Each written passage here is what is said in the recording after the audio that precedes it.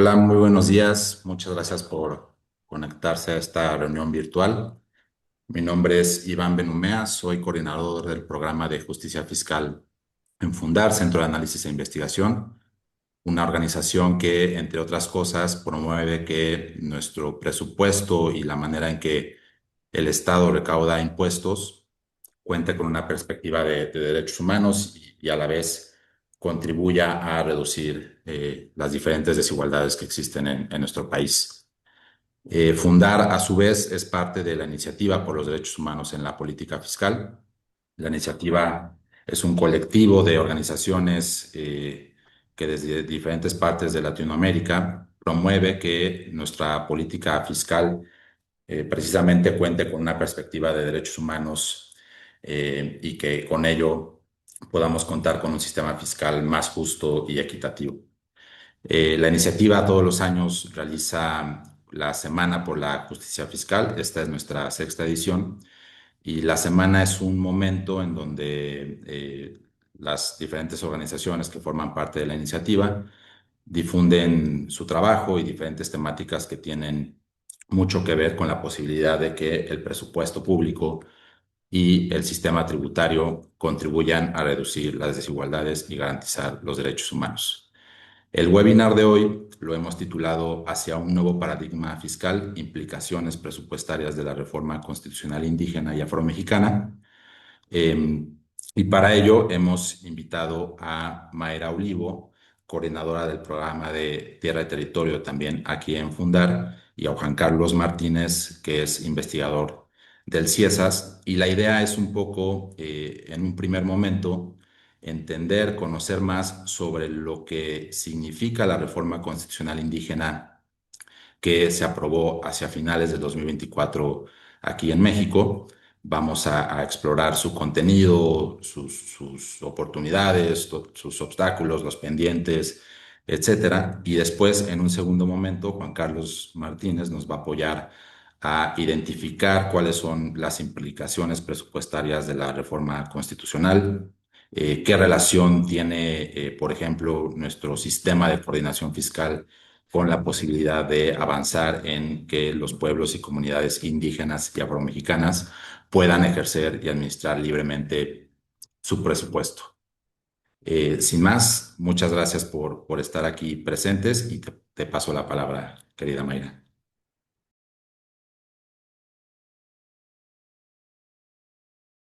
Muchas gracias, Iván. Pues me parece que estamos ante una oportunidad histórica, ¿no? De tener realmente un cambio respecto a lo que hasta ahora se ha concebido como presupuesto dirigido a pueblos y comunidades indígenas. Pues de entrada me gustaría como iniciar diciendo que el presupuesto directo para pueblos y comunidades indígenas y afromexicanas, pues parte de esta idea de que el financiamiento público no es una concesión gubernamental, sino un instrumento indispensable para hacer efectivo el derecho a la libre determinación y la autonomía, ¿no? Y en ese sentido, pues es importante saber que este derecho a la libre determinación supone que los pueblos indígenas pues tienen el derecho de decidir sus prioridades de desarrollo y administrar los asuntos políticos, económicos, sociales y culturales, y que sin recursos financieros propios, pues esta autonomía, esta libre determinación, pues sería realmente una ilusión. Y pues diversos autores han sostenido que la autonomía requiere instituciones propias y capacidad material para ejercer esas competencias públicas. El presupuesto constituye sin duda uno de esos mecanismos que permite hacer efectivo el autogobierno de los pueblos indígenas también. Y desde esta perspectiva, pues la autonomía necesita recursos, las competencias deben acompañarse de financiamiento y los pueblos deben decidir el destino de esos recursos conforme a sus prioridades. En ese sentido, pues es importante también no perder de vista el enfoque de derechos humanos que se ha desarrollado también en el derecho internacional, en donde pues incluso el Comité de Derechos Económicos, Sociales y Culturales de la ONU sostiene que los estados deben utilizar el máximo de los recursos disponibles para garantizar estos derechos sociales y aplicado a los pueblos indígenas, pues significa que el Estado debe asignar recursos suficientes y que dichos recursos deben ser pues culturalmente pertinentes y que deben llegar efectivamente a los pueblos.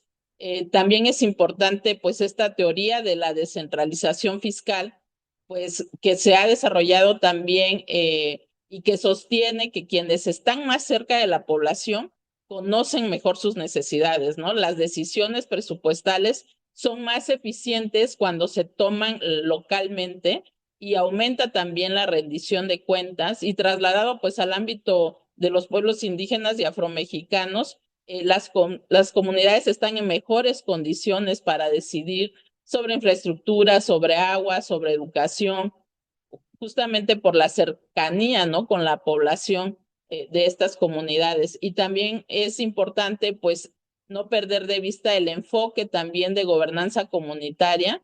Se ha demostrado que las comunidades pueden administrar exitosamente bienes comunes mediante instituciones propias. Las comunidades poseen sus sistemas normativos internos, cuentan con mecanismos de vigilancia, generan controles sociales y pueden administrar recursos colectivos. Y pues desde el punto de vista de la justicia distributiva y la reparación histórica, pues en el caso de los pueblos indígenas no basta reconocer estas identidades culturales y también es necesario redistribuir recursos públicos para corregir estas desigualdades históricas y el presupuesto directo se entiende entonces como una medida de justicia distributiva destinada a reducir brechas estructurales derivadas de la exclusión histórica, ¿no? Entonces, en este momento, pues se está discutiendo a nivel nacional una propuesta de iniciativa de Ley General de Pueblos Indígenas y Afromexicanos que reglamenta la reforma al artículo 2 que ocurrió en septiembre del año pasado. Y pues las ideas centrales que me gustaría colocar, y con esto finalizo, es que el reconocimiento del presupuesto directo como un derecho derivado de la libre determinación ya está establecida, digamos, a nivel constitucional, pero ahora la ley debe establecer expresamente que ese presupuesto directo constituye un mecanismo para garantizar el ejercicio de la libre determinación, la autonomía y el autogobierno de los pueblos y comunidades indígenas y afromexicanas. No debe concebirse como un programa social o una transferencia discrecional, sino como una obligación permanente del Estado vinculada al reconocimiento de los pueblos como sujetos de derecho público, ¿no? Se debe crear también un sistema nacional de financiamiento para los pueblos indígenas y afromexicanos, en donde exista claramente en ese sistema, pues principios de distribución, responsabilidades de la federación, del estado, de los municipios, las reglas de la coordinación hacendaria, los mecanismos de transferencia directa, estos criterios de transparencia y evaluación, y también pues deben existir criterios objetivos para la distribución de esos recursos y en eso pues se tiene que considerar la población a la que va dirigida, el grado de marginación, el rezago social, la extensión territorial, estas necesidades de infraestructura, todos los temas que tienen que ver con la preservación de sus bienes naturales, los costos derivados también del aislamiento geográfico, que muchas veces eso se invisibiliza, pero recordemos pues que hay muchas comunidades todavía que están realmente en un aislamiento dentro de este Estado nacional, ¿no? Que es México y también pues cómo esta presencia de bienes naturales estratégicos pues se tienen que considerar a la hora de hacer estos criterios objetivos para la distribución de los recursos y también pues que hayan fórmulas presupuestarias obligatorias en donde se prevean pues fórmulas objetivas para determinar el monto mínimo de recursos que corresponde a cada pueblo, a cada comunidad con base en indicadores verificables y que esta transferencia directa de recursos pues establezca a partir de un procedimiento mediante el cual los recursos sean transferidos directamente a autoridades indígenas o afromexicanas reconocidas en sus propios sistemas normativos, y ahí pues vamos a encontrar también una diversidad. Y concluyo diciendo que pues es necesario que la ley reconozca que corresponde a las propias comunidades decidir democráticamente el destino de los recursos conforme a sus prioridades de desarrollo. O sea, los presupuestos deberían responder a los planes comunitarios elaborados mediante procedimientos culturalmente pertinentes y con participación efectiva de la población, ¿no? Y en ese sentido, pues también el Estado no debe determinar en qué se deben gastar los pueblos los recursos transferidos. La ley debe reconocer que la decisión corresponde a las autoridades comunitarias siempre que el gasto pues se destine al fortalecimiento del bienestar colectivo y se respeten los principios de legalidad, transparencia y pues rendición de cuentas, ¿no? Y en donde no se debe perder de vista pues esta participación plena y sustantiva que deben de tener las mujeres en congruencia con la reforma constitucional, ¿no? En la elaboración del presupuesto, en la toma de decisiones, en la ejecución de los proyectos, es importante garantizar esa participación plena de las mujeres. Y pues es necesario también que este presupuesto directo no se limite a financiar obras públicas, sino que también contemple recursos para fortalecer estas capacidades de autogobierno, pero también el ejercicio de los derechos sociales. Muchas gracias. Muchas gracias, Mayra. Creo que das un muy buen panorama sobre todas las posibilidades que se abren a raíz de esta nueva obligación que tiene la federación, las entidades federativas, los municipios, de aprobar presupuestos que puedan ser ejercidos y administrados libremente por las comunidades. Hay muchos retos, por supuesto, en eso, ¿no? También esta nueva obligación, pues parte de antecedentes que ya han ocurrido en diferentes entidades del país y creo que ahora esté contemplada en nuestra Constitución, abre justamente nuevas posibilidades para que los derechos colectivos puedan ser garantizados a través del ejercicio de recursos de manera directa. Y con este gran panorama que nos acaba de ofrecer Mayra, yo quería preguntarte, Juan Carlos, pues tu perspectiva sobre la reforma constitucional, su vínculo con la asignación y el ejercicio libre de recursos, si realmente estamos en la antesala de un nuevo paradigma fiscal o si nos falta mucho para ello, en fin, cualquier comentario o análisis que tengas al respecto, creo que será muy valioso. Pues muchas gracias por la invitación, gracias a Fundar y a esta Alianza por la Justicia Fiscal para que podamos reflexionar sobre este tema que es fundamental y que por años ha ido avanzando en la lógica en una lógica sobre todo política, de cómo crear un nuevo trato que incorpore a los pueblos indígenas a la vida nacional en términos de igualdad, en términos de mayor respeto. Pero poco se ha discutido el tema económico y el tema específicamente fiscal. Históricamente, el tema indígena se ha tratado como un tema de combate a la pobreza, o sea, en la teoría de cambio que subyace en la política pública hacia pueblos indígenas es que son sujetos marginalizados y entonces, como tales, el Estado debe focalizar un conjunto de instrumentos y de presupuestos dirigidos al combate a la pobreza, pero no ha habido una buena articulación de cómo se insertan los pueblos indígenas en la vida nacional. Y para eso me gustaría hacer una muy breve referencia a la arquitectura del artículo segundo, que está señalando en un principio que México, a diferencia de lo que se pensaba en el siglo XIX o del modelo de Estado que teníamos en el siglo XIX y buena parte del XX, México es una nación pluricultural, o sea, no es una nación donde hay una sola cultura o un solo pueblo asociado a un Estado nacional. México es un Estado que permite la convivencia, la coexistencia de una diversidad de pueblos y de culturas. Y la base de esta pluriculturalidad son los pueblos indígenas. y los define como estas colectividades humanas que estaban ya aquí antes del proceso de colonización y conservan instituciones sociales, culturales, económicas y políticas.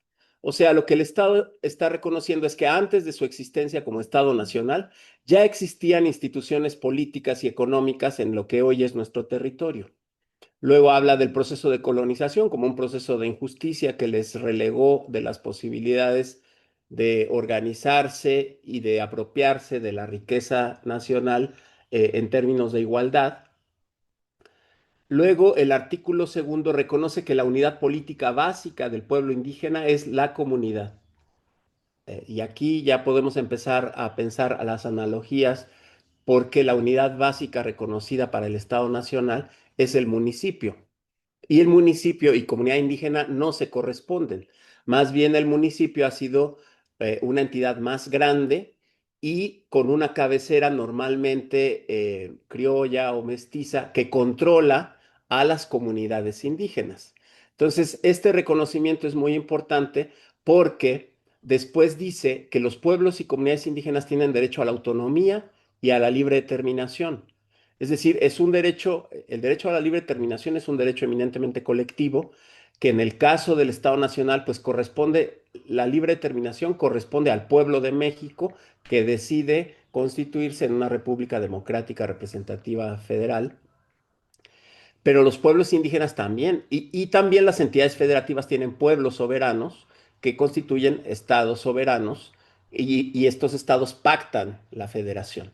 Entonces, en esta lógica, los pueblos y comunidades indígenas son una unidad básica dentro del Estado mexicano que tiene sus propias formas políticas, económicas y organizativas.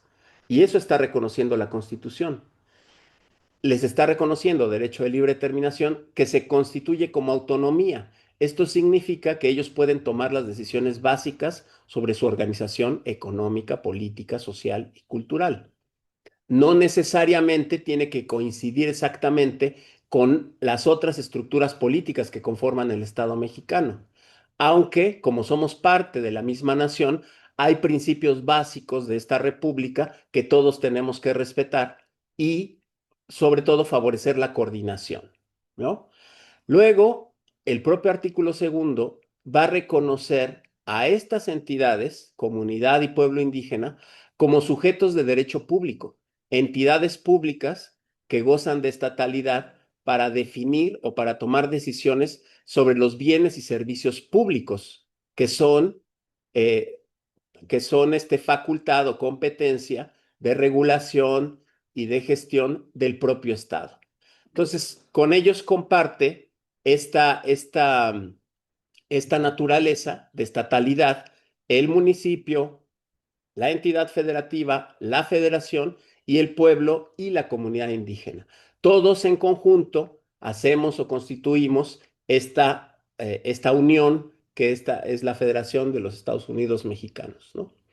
Luego, para no dejar ningún margen de duda de que esto es así, le reconoce esta naturaleza como sujetos de derecho público, entidad pública, que además se le asocian un conjunto de competencias. Si uno lee con cuidado el artículo segundo y esta propuesta de la que ya habló Mayra, de Ley General de Derechos de los Pueblos Indígenas, se le está reconociendo a esta entidad política, la comunidad y el pueblo, atribuciones en ámbitos reservados al Estado, como es educación, salud, administración de justicia, distribución de territorios, organización de los bienes naturales, etcétera, etcétera. O sea, casi cualquier medios de comunicación, cultura, uso de una lengua propia, digamos, un conjunto de atribuciones que son de naturaleza pública, lógicamente son de naturaleza pública y están ahí desarrollados en la propuesta de ley general. Entonces, lo que estamos viendo es que este artículo constitucional y la ley están formalizando algo que ya sucedía. Históricamente las comunidades se han hecho cargo de sus servicios públicos, han construido sus caminos, han construido sus edificios públicos, sus cárceles, han regulado la conducta social interna, etcétera, etcétera. pero no tenían un reconocimiento de estatalidad como ahora sí lo tienen. Entonces, aquí el reto fundamental es preguntarnos, ok, el Estado está reconociendo un conjunto de atribuciones o de competencias que tienen que ver con lo público. Pueden poner escuelas, pueden poner centros de salud, pueden construir sus caminos, cualquier cosa que nos venga asociado a la gestión de lo público es atribución de esas unidades económicas y políticas que el Estado reconoce. El reto fundamental o los retos fundamentales es tener claridad de cómo se van a distribuir las competencias, porque esas mismas competencias que tienen las comunidades y los pueblos indígenas las tiene la federación o el estado o el municipio, ¿no? Si tienen atribuciones para administrar justicia a las comunidades indígenas, se tiene que coordinar porque es una atribución concurrente con la entidad federativa y con la federación. Si le están reconociendo facultades para gestionar sus escuelas, pues es una atribución que al mismo tiempo tiene la Secretaría de Educación Pública y los institutos de educación pública de los estados. Si le están reconociendo atribuciones para gestionar sus bosques o sus acuíferos, es una atribución que simultáneamente tiene la Conagua o la CONAFORT, o si le están reconociendo gestiones para organizar cómo acceden al territorio, son atribuciones que también concurren con el sector agrario federal. Entonces, al tener atribuciones concurrentes, un primer reto es cómo se van a coordinar, quién lo va a hacer, si lo va a hacer uno o lo va a hacer otro o lo van a hacer de manera coordinada y dialogada. Y en un país con una historia de racismo como la nuestra, las instituciones públicas, las burocracias les cuesta muchísimo trabajo reconocer en las autoridades indígenas un gobierno de igual a igual y coordinarse para alcanzar las soluciones. Y el otro tema es el presupuestal. Efectivamente, en nuestra lógica de coordinación fiscal, los municipios, las entidades federativas y la federación tienen un pacto de coordinación donde, como decía Mayra, se distribuyen las competencias porque algunas competencias son más eficientes ejercerlas desde el gobierno local, muy local, comunitario, tienen mayor pulso de las necesidades y tienen mayor capacidad de gestión e implica menos burocracia gestionar ciertos servicios, pero hay atribuciones que son por naturaleza mejor desarrolladas por la entidad pública mayor, ¿no? La federación en nuestro caso. Como recaudar, la recaudación se vuelve más eficiente si se centraliza en el grueso de la recaudación en la federación y luego la federación lo distribuye de manera equitativa o proporcional a las otras entidades, estados y municipios.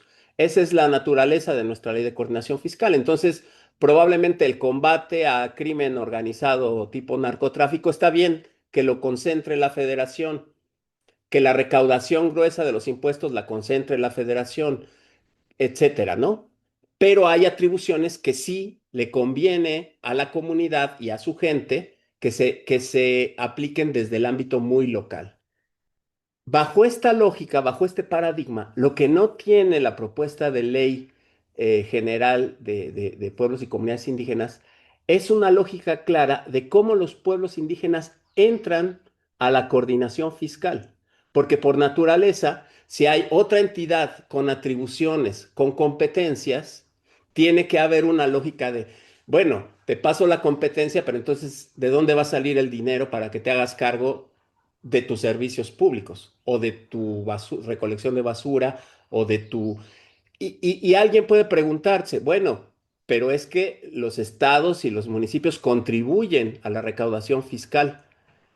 Pues las pueblos y comunidades indígenas, ya lo decía Mayra, también contribuyen. Por siglos han hecho cooperaciones de dinero, dan servicios públicos de manera honoraria, gratuita, dan trabajo comunitario, tequios, y no solo eso, han sido grandes contribuyentes porque también son pues trabajadores importantes en sectores fundamentales como la construcción, como la producción agrícola, etcétera, etcétera, ¿no? Entonces, no se puede decir que que los pueblos y las comunidades indígenas no han sido grandes contribuyentes a la riqueza de nuestro país. Entonces, lo que no tenemos es un mecanismo de cuantificación de esas contribuciones para que entren en la lógica de la coordinación fiscal. Entonces ahí tenemos un hueco importante. Si uno va leyendo la ley, lo único que se reconocen son subsidios, pero la naturaleza de este reconocimiento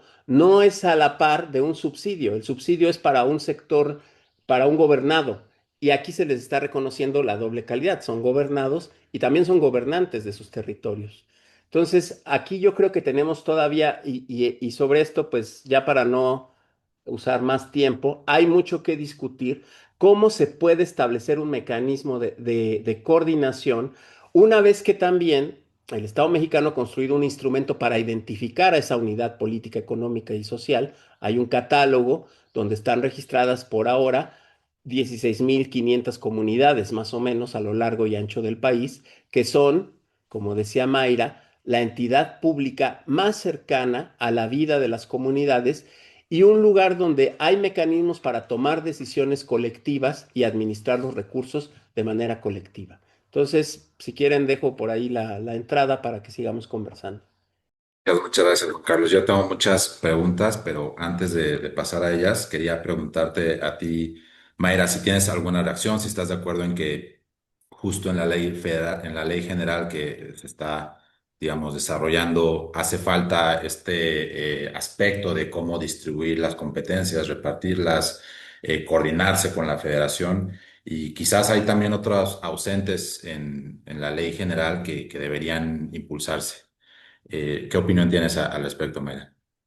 Y me parece también que algo que vemos ausente hasta ahora en esta propuesta, en esta iniciativa que se pretende enviar a la Cámara de Diputados, tiene que ver con los mecanismos de exigibilidad, porque la ley me parece que debe de prever también cuáles van a ser esos recursos administrativos y judiciales que permitan a los pueblos y a las comunidades, por ejemplo, pues inconformarse ante la omisión de asignación de recursos, transferencias insuficientes, los retrasos en las administraciones, que eso pues ocurre frecuentemente, incluso lo estamos viendo con el FAISPIAM, ¿no?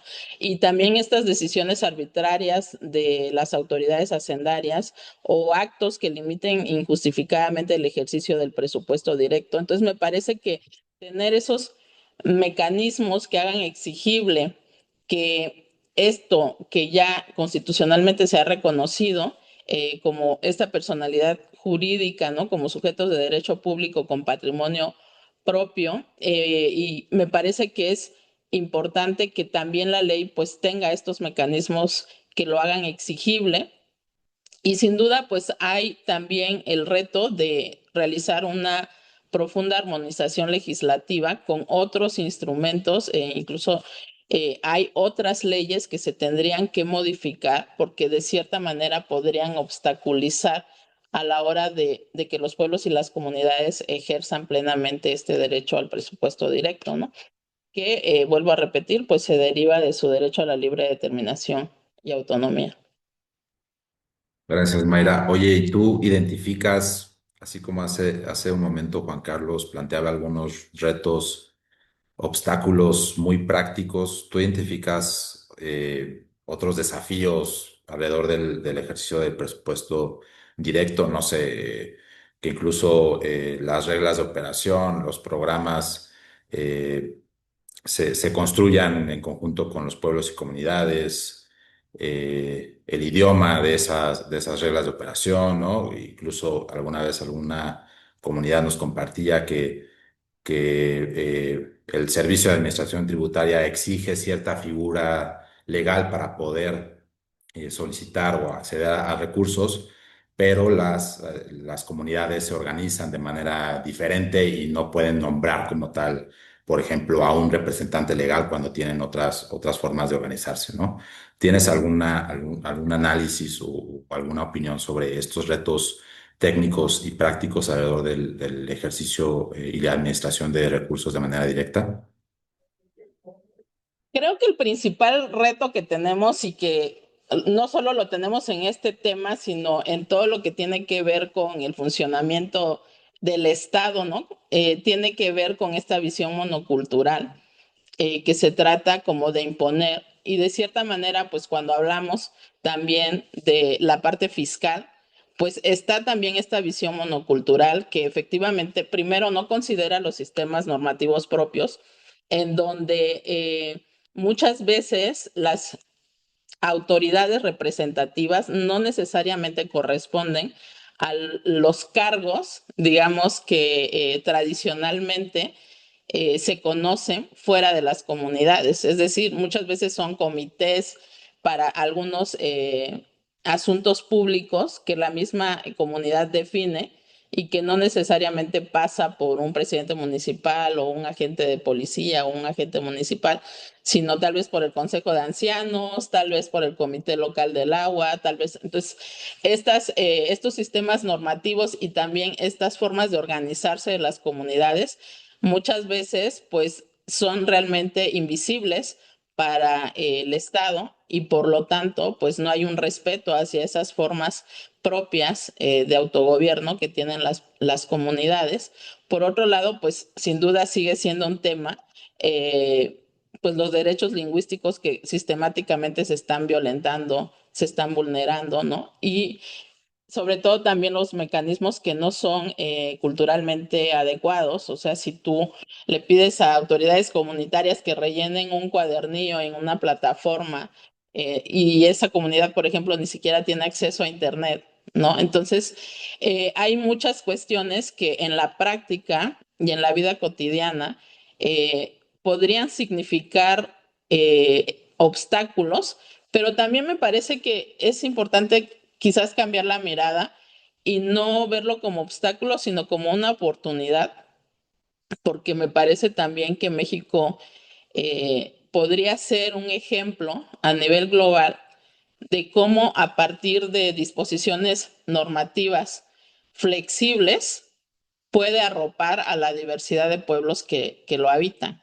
Y creo que ahí está el principal reto en esta ley general, que tengamos no disposiciones normativas cerradas, porque claramente hay una diversidad de pueblos, una diversidad de sistemas normativos, una diversidad también de mecanismos de rendición de cuentas que deben considerarse. Entonces, el reto que tenemos frente a la ley general es que estas disposiciones normativas sean lo suficientemente flexibles y que no pierdan de vista que lo que se trata de garantizar plenamente es el derecho a la libre determinación y la autonomía.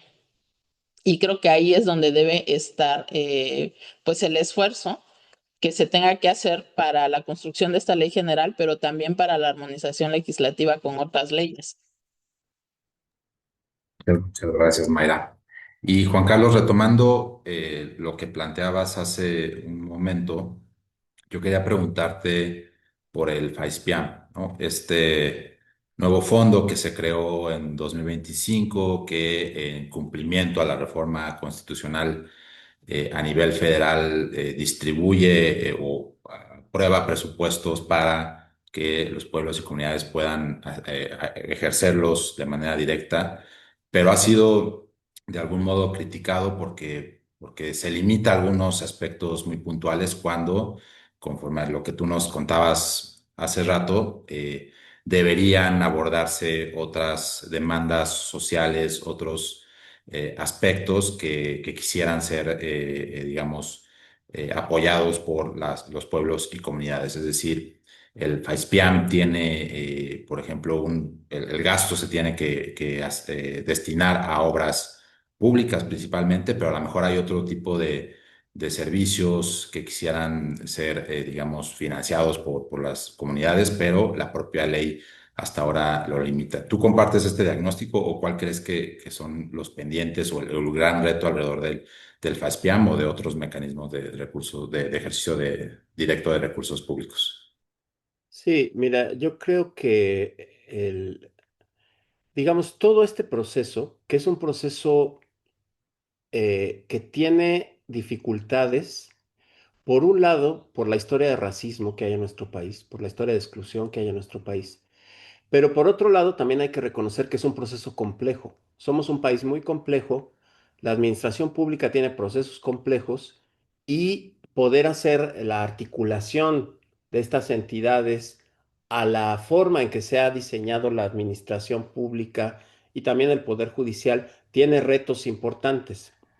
Entonces, yo creo que todo esto hay que verlo con una mirada crítica, que no es lo mismo que criticona. El FAISPIAM tiene muchos problemas, efectivamente, pero creo que debemos partir de reconocer el logro, ¿no?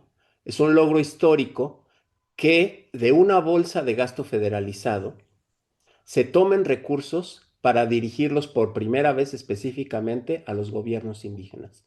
Creo que haber decidido que la primera asignación presupuestal directa hacia pueblos indígenas se tome de los fondos de gasto federalizado es muy importante porque va en la lógica o tiene coherencia con el nuevo diseño institucional que nos propone el artículo segundo.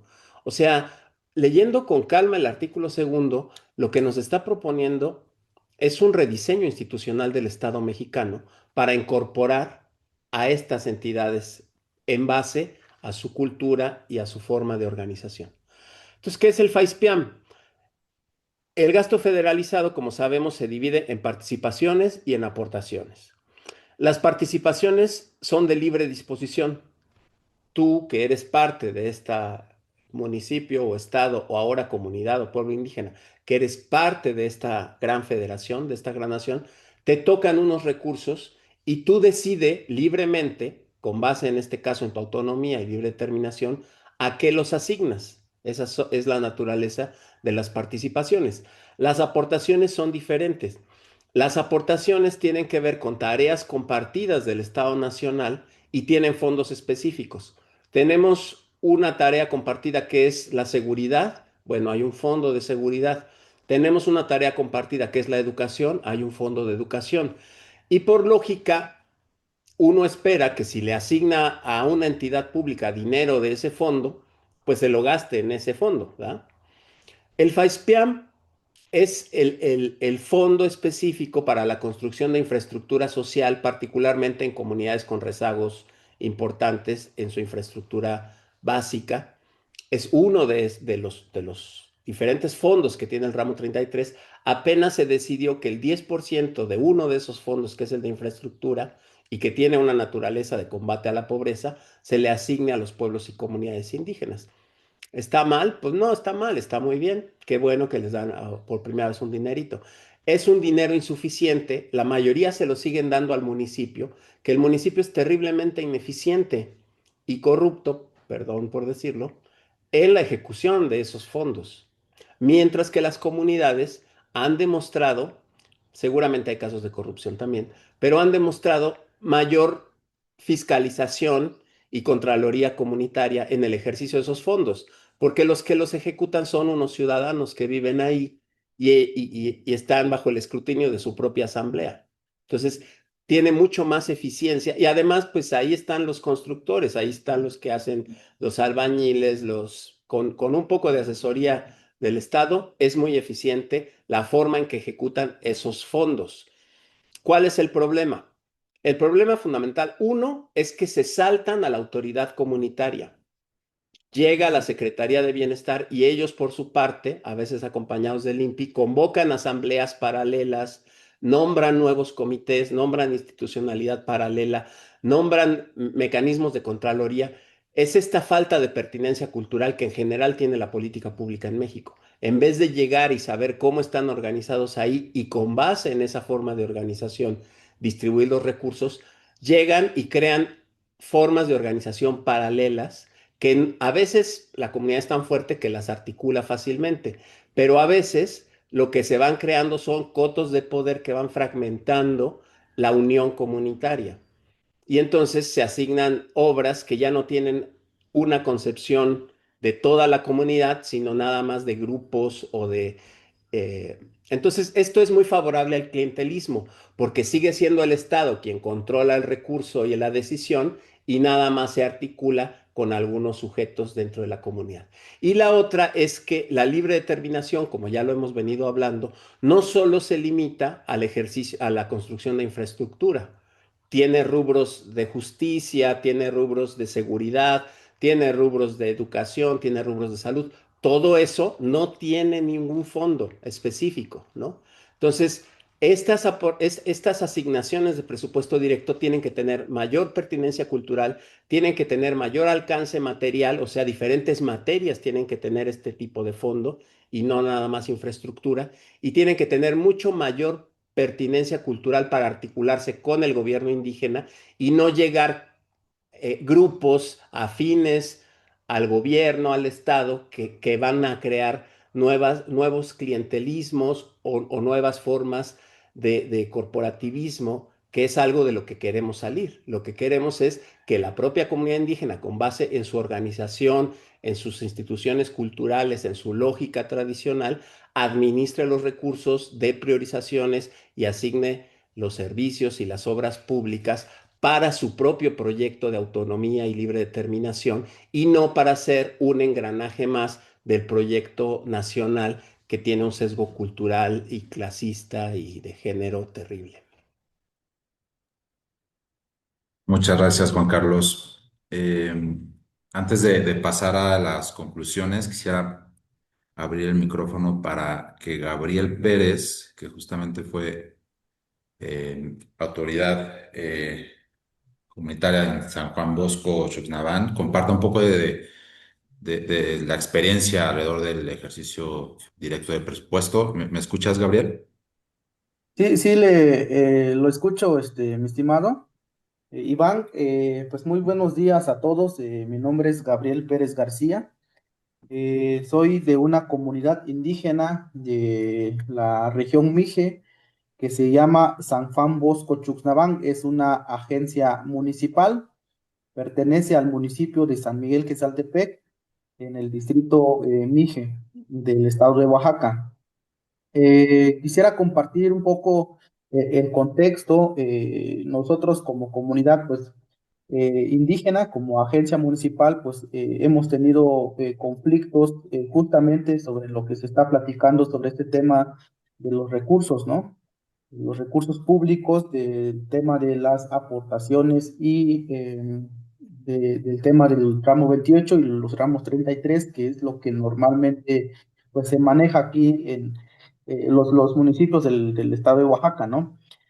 Nosotros en 2018 promovimos una demanda en contra del municipio para justamente que nos pudieran entregar pues, los recursos de manera directa, ¿no? Y que también nos puedan reconocer como una comunidad indígena. Esta demanda se presentó en la Sala de Justicia Indígena y Quinta Sala Penal del Tribunal Superior del Estado de Oaxaca. Eh, de hecho, este oficio se llevó más de 3 años cuando en 2022 salió la sentencia a favor de la Agencia Municipal de San Juan Bosco Chuxnaván, y uno de los efectos de la sentencia en los puntos resolutivos se ordena, o más bien se reconoce nuestra agencia de San Juan Bosco Chuxnaván como una comunidad indígena, pero también se ordena, se condena al municipio de San Miguel Quetzaltepec para que de manera directa, pues pueda entregar los recursos correspondientes al ramo 28 y al ramo 33 y sus dos derivados que son el fondo 3 y 4. Pero a pesar de esta sentencia y que no fue impugnado, es decir, esta sentencia pues quedó firme con la resolución que emitió la Sala de Justicia Indígena. A pesar de ello, pues nosotros no logramos, ahora sí que se eh, ejecutara la sentencia al 100%, porque nos encontramos con muchas barreras. Primero, cuando pues íbamos en finanzas y pues le mostrábamos nuestra sentencia, pues nos decían que no hay las formas, pues no, la ley no les permite pues para que puedan depositar de manera directa los recursos, ¿no? A pesar de que tenemos ya una sentencia. Entonces, pues son, digamos, barreras que nosotros encontramos. La sentencia es importante mencionar que ya quedó firme. Esa sentencia ya quedó firme, pero todavía no se ha ejecutado al 100%. En 2024 yo fui secretario de la agencia municipal. Allí normalmente en mi comunidad, como es una comunidad indígena, pues normalmente los secretarios municipales o de la agencia municipal, pues son los que ahora sí guían a la autoridad cuando hacen trámites administrativos, cuando hacen reuniones aquí con, en la ciudad de Oaxaca con dependencias, son los que pues ahora sí que hablan a nombre de la comunidad, ¿no? Porque muchas veces los agentes municipales pues no tienen ahora sí como no dominan la lengua española, ¿no? Entonces es por esa razón. Y bueno, a mí me tocó estar en varias reuniones con la autoridad de San Miguel Quesaltepec para tratar de negociar para el cumplimiento de esta sentencia. Y finalmente logramos pues que nos dieran, asignaran los recursos del ramo 28, pero no conforme a lo que dictaba o ordenaba la sentencia, que es conforme al número de habitantes, ¿no? Entonces son esas cuestiones como contexto y bueno, tengo aquí algunas preguntas para no, ahora sí que avanzar un poco más. Tengo aquí algunas preguntas que les quisiera plantear a los compañeros que están aquí y poner sobre la mesa, ¿no? Tengo aquí anotadas si realmente la reforma constitucional del 2024, si se ha traducido en más presupuestos que efectivamente esté siendo administrado de manera directa por las comunidades. Esa es la primera pregunta. Luego, ¿qué significa en la práctica que una comunidad administre directamente su presupuesto? Y luego tengo otra pregunta, ¿qué capacidades institucionales y técnicas se requieren para ello? ¿Qué aprendizajes o buenas prácticas pueden compartir las comunidades que ya han accedido a esta administración directa? ¿Qué beneficios concretos ha traído o podría traer la administración directa de recursos públicos en los pueblos y comunidades indígenas, ya sea en el tema de salud, educación, infraestructura, cultura y entre otros? Y finalmente, mi última pregunta, ¿cómo se está vinculando este presupuesto con los planes de vida, usos y costumbres, sistemas normativos internos de cada comunidad? Son algunas preguntas que quisiera dejar sobre la mesa para que se pueda reflexionar en ese sentido, ¿no? Pues muchas gracias a todos y estoy al pendiente. Es el micrófono, no sé, ya un poco creo que adelantaste la respuesta a una de estas preguntas. No sé, desde tu perspectiva, ¿crees realmente que a raíz de la reforma constitucional haya habido un progreso en el ejercicio directo de recursos? O cuál dirías tú en pocas palabras es el gran pendiente que aún queda? Pues yo creo que en ese sentido considero que con esta reforma sí se le ha reconocido a las comunidades indígenas como sujetos de derecho público, ¿no? Pero también en el fondo, digamos, pues sí se le da esta capacidad, este reconocimiento a los pueblos, pero también, por otra parte, yo creo que ha traído conflictos internos, ¿no? Con respecto, quisiera poner un ejemplo en una comunidad indígena se llama Santiago Atitlán.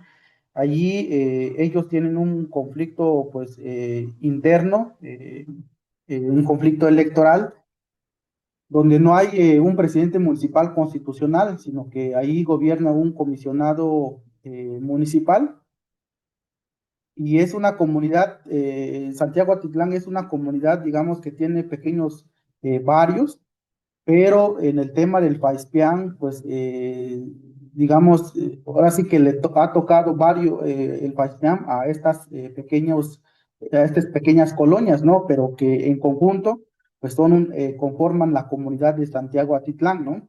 La cabecera. Entonces, pues ha fracturado, digamos, como la cuestión, pues el tejido comunitario de la comunidad, ¿no? Estos recursos.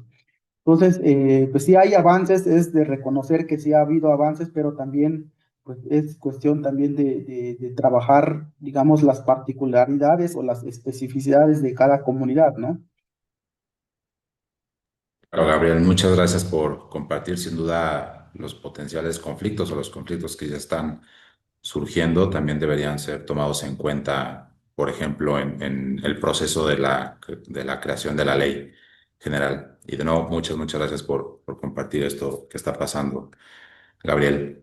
Eh, bueno, pues quisiera ya por último dar la palabra a Mayra y Juan Carlos nuevamente para que compartan una última reflexión, quizás también en reacción a lo que recién nos compartió Gabriel, algo que quizás haya quedado ahí en el apunte nada más. En fin, adelante, Mayra. Gracias, Iván, y sobre todo gracias por generar este espacio, ¿no? Y esta posibilidad de conversar sobre este tema que es tan importante. Pues yo podría decir que este reto que tenemos frente a nosotras de tener una ley general, pues tiene desafíos importantes, ¿no? Esta ley pues debe adoptar, yo considero, un capítulo específico sobre el régimen jurídico, se regule de manera integral los principios rectores, las fuentes y modalidades de financiamiento, las fórmulas de distribución, los procedimientos de transferencia directa, la planeación y el ejercicio autónomo del gasto. Eso me parece que es muy importante, respetando pues también la cosmovisión de los pueblos y las comunidades indígenas y afromexicanas, en donde se garantice plenamente la participación de las mujeres, ¿no? Y los grupos históricamente excluidos, que efectivamente se respeten también los mecanismos de transparencia y rendición de cuentas que ya tienen las propias comunidades, y también pues que contemple estos mecanismos para hacer exigible este derecho. Y me parece también que es importante pues tener una modificación de varios, digamos, de varias leyes que impactan en este derecho. Y pues una de ellas es esta ley de coordinación fiscal que necesariamente se tiene que modificar para realmente permitir este ejercicio del derecho a la libre determinación y la autonomía a través del presupuesto directo a comunidades indígenas y afromexicanas. Muchas gracias, Mayra. Adelante, Juan Carlos.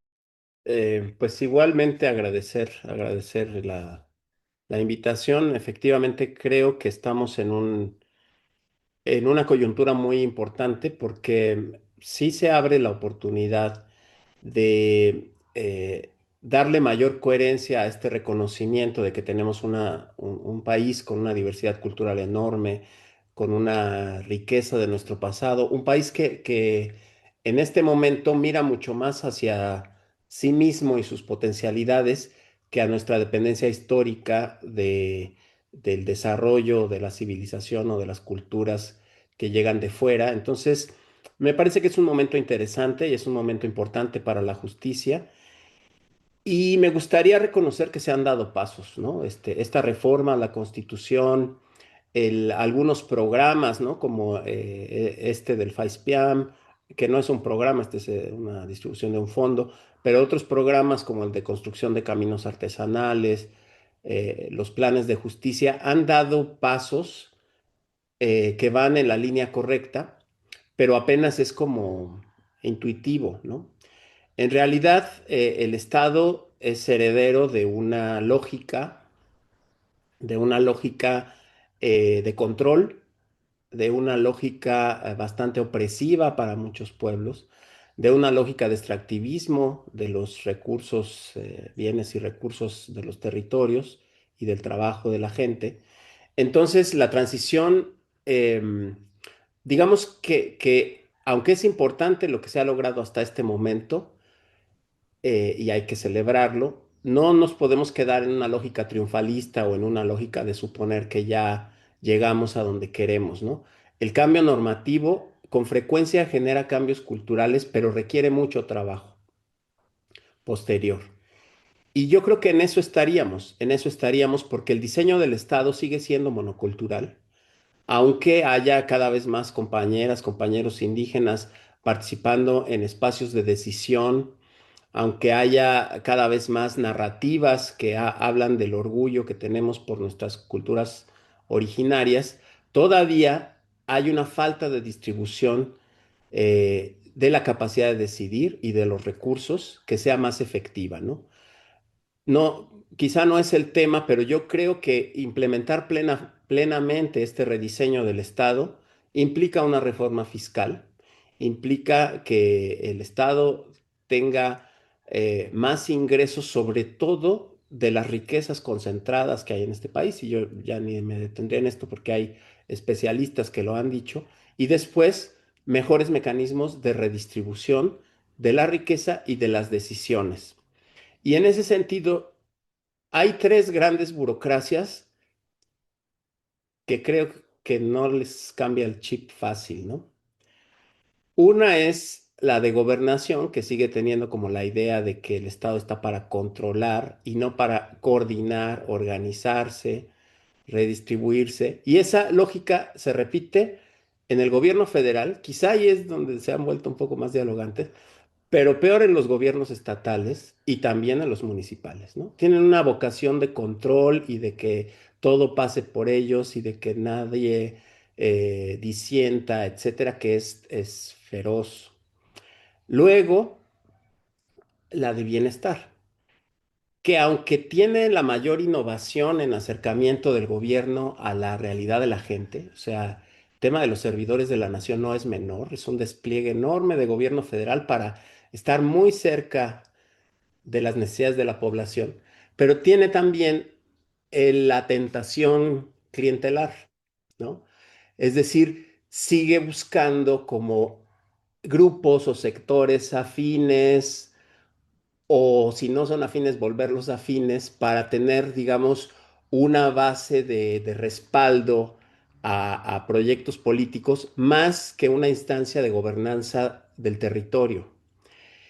Y yo creo que para esto es fundamental el reconocimiento de la organización política comunal, la de abajo hacia arriba. Y está muy bien que el servidor de la nación sea ese engrane con la realidad de abajo, pero seguimos, creo que siguen intentando relacionarse con individuos que forman corporaciones con base en ideologías y no a comunidades que más allá de la ideología tienen que resolver problemas locales, ¿no? En los planes de justicia era impresionante ver cómo salían ideas de abajo, de cómo atender ciertos problemas públicos, ¿no? De movilidad, de educación, de acceso a los recursos, de comercialización, muchas ideas, y era realmente penoso ver como la mayoría de las instituciones decían, no porque mi regla de operación no me lo permite, no porque mi marco normativo, no porque eso le toca a fulano, ¿no? Entonces, la enorme energía y creatividad que hay en el México de abajo choca con aparatos burocráticos que son muy anquilosados, muy poco flexibles, y estoy hablando del gobierno de la 4T, ya no digo los anteriores, ¿no? Que ha permitido mucho mayor dinamismo abajo que los anteriores, pero sigue habiendo esta dificultad para reconocer que en México, en los pueblos indígenas fundamentalmente, pero si uno va a las ciudades, las colonias, los barrios, todo el mundo organiza, las colonias, clase media alta también se organizan para poner vigilancias y para, o sea, las comunidades resuelven muchos problemas públicos, pero el Estado no logra hacer ese clic. Y obviamente la tercera es la burocracia hacendaria, que es el tema que nos concurre aquí. O sea, es una burocracia tenaz, una burocracia muy difícil, que tiene ya como muy cuadrado cómo es y cómo se debe hacer y cómo se puede hacer, dialoga muy poquito, logra entender poco las dinámicas sociales porque tiene muy cuadriculado cómo se articula. Entonces, por ejemplo, Gabriel ahorita nos explicaba el problema de Quetzaltepec con Chuxnaván, pero es un problema típico y en Oaxaca es un poco atenuado porque, por ejemplo, en este caso Quetzaltepec es una comunidad indígena y Chuxnaván es otra comunidad indígena, pero en muchos lugares el control del municipio está en localidades no indígenas, ¿no? Huejutla, San Cristóbal de las Casas o Guaymas en Sonora tienen comunidades indígenas, pero quienes controlan todo no son indígenas. O a veces son indígenas, pero que tuvieron que entrarle a toda la lógica partidista, etcétera, y ya no responden necesariamente a la dinámica de sus comunidades. Entonces, si se sigue enviando el recurso al municipio, se va a concentrar o se van a generar lo que estaba hablando Gabriel, estas tensiones entre las cabeceras municipales y las comunidades. No, la federación tiene que meter a su ecuación, a su base de datos, las 16,000 comunidades, sacar la cuenta de cuánto les toca y mandarles directo a ellos y que ellos comprueben y usen los mecanismos comunitarios de Contraloría para ver que las asignaciones se están gastando con responsabilidad y con probidad, pero no le mandas el problema al municipio, que el municipio ha sido ineficiente, ha sido, o generas el conflicto o avivas uno que ya existía, pero no permites que cada uno de manera autónoma pueda articularse. Ahora van a decir, se va a fragmentar muchísimo el gasto público y entonces les va a tocar 5 pesos para cada cosa. Bueno, les tocarán los 5 pesos para resolver algunas cosas que son del ámbito comunitario y si tienen problemas del ámbito regional, pueden de abajo hacia arriba escalar y eso lo prevé la ley y es magnífico, crear asociaciones regionales de comunidades, reconstituir pueblos o reconstituir regiones para tomar decisiones en un ámbito más regional, pero no otra vez se lo das a la concentración de poder que son herederos de los encomenderos y de los caciques y siguen con una lógica un poco así de control y de nosotros somos los dueños de los recursos y a los que me caen bien les doy, a los que me caen mal les doy, pero garrote. Entonces, tenemos que cambiar esa lógica y tenemos, afortunadamente, y a pesar de todo, una vitalidad enorme en las comunidades políticas de este país y particularmente en las comunidades indígenas. Entonces, para el Estado sería una gran innovación y una gran capacidad de transformar nuestras dinámicas políticas y económicas si a esa vitalidad comunitaria que se expresa de muchas maneras también se le da contenido político, como ya lo dice la Constitución, es sujeto de derecho público, son parte de la estatalidad de nuestro país y son parte de nuestra riqueza, donde se han preservado valores, tradiciones, formas de organización, formas de ser festivos, formas de comer, todo lo que nos hace país, en nuestras interacciones colectivas, vienen de esas comunidades con una identidad que siguen celebrando sus fiestas, sus patronazgos, etcétera, etcétera, etcétera, y que nos permite mantener una dinámica de vivir bien. O sea, a pesar de que somos un país con tanta violencia, con tanta desigualdad, etcétera, siempre que se mide la satisfacción y el orgullo y la felicidad, México sale alto, justamente porque seguimos teniendo esta capacidad de darle significado a nuestra vida común en los ámbitos más colectivos. Eso sería como mi conclusión. Muchas gracias, Juan Carlos. Muchas gracias también, Mayra.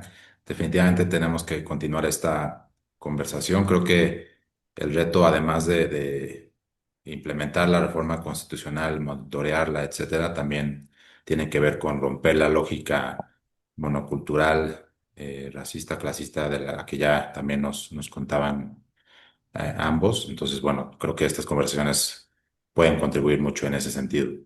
Llegamos al final del webinar. Muchas gracias por estar aquí y agradezco de verdad mucho a todas las personas que se conectaron. De nuevo, gracias Juan Carlos, gracias Mayra. El evento va a quedar en las redes sociales de Fundar y les invito a revisar el resto de actividades que hicimos en el marco de la Semana de la Justicia Fiscal y que fueron desarrolladas por las demás organizaciones que forman parte de esta iniciativa. Muchas gracias de nuevo y seguimos platicando sobre este tema tan importante.